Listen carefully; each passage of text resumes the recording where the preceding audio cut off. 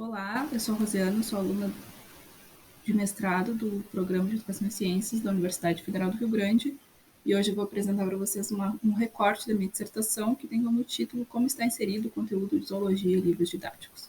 Vou dar uma breve introdução ao tema. O livro didático, como a gente sabe, é um grande aliado do professor em sala de aula, é uma ferramenta que a gente consegue encontrar facilmente. Muitos professores baseiam suas aulas ali e conseguem fazer seus planos de aula, né? Frequentemente, principalmente escolas mais humildes, ele é o único instrumento nesse processo de ensino e aprendizagem. E muitas vezes, baseado nas minhas experiências como aluna e professora, eu entendi que o conteúdo de zoologia ele é transmitido aos alunos geralmente por esses livros. E esses livros possuem muita classificação, sistematização e morfologia. O livro, então, como a gente viu, é um material alcançável a todos, um recurso didático que é facilmente encontrado. Partindo desses dois pressupostos, a gente decidiu analisar livros didáticos, mais precisamente a parte de zoologia, desde o ano de 2012 até aqui. 2012 porque é a entrada deles nos programas nacionais do livro didático, da disciplina de biologia.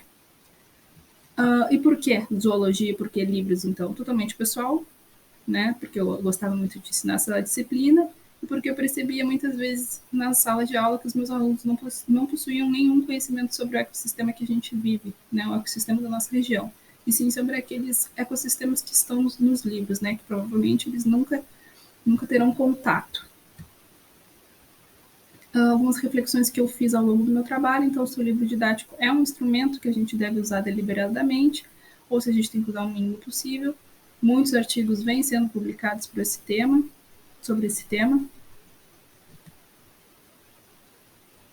Um pouquinho, então, da história dos livros didáticos no Brasil, como a gente pode ver ali nessa linha do tempo que a gente tem aqui. Começamos, então, a introdução dos livros em 1930. Em 1938, há o registro oficial do que é um livro didático, e esse registro oficial nos acompanha até hoje.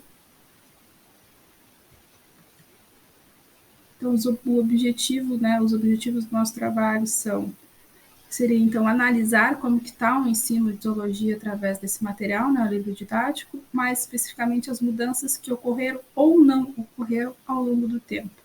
A gente vai utilizar o método de análise de discurso com algumas ferramentas Foucaultianas que eu vou falar mais tarde.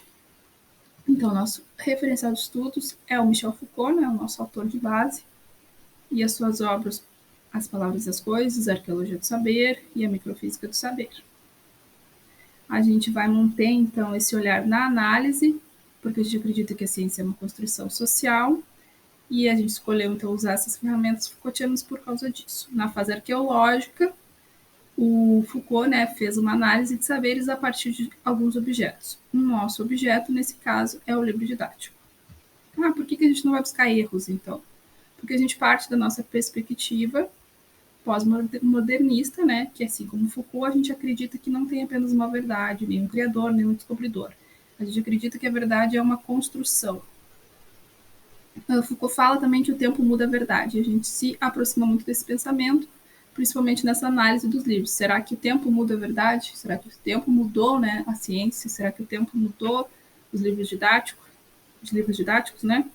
Então, na nossa metodologia, nós buscamos livros na biblioteca da nossa universidade, a seleção feita por datas e diferentes autores. Contamos, por enquanto, com 16 livros, que vão da data de 2012, como eu falei, até hoje.